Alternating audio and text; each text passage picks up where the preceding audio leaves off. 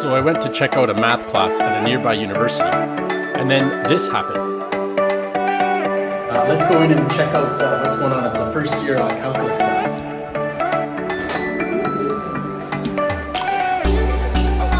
There's a problem set up on board. We are like not even 10 minutes into class.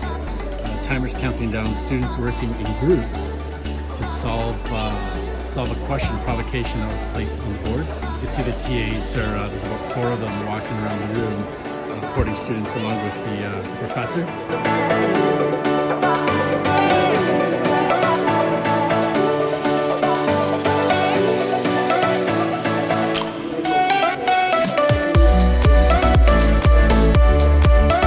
Up next, I asked the professor why it's good to teach kids in this collaborative way. Also, tips for high school teachers to get students ready for university.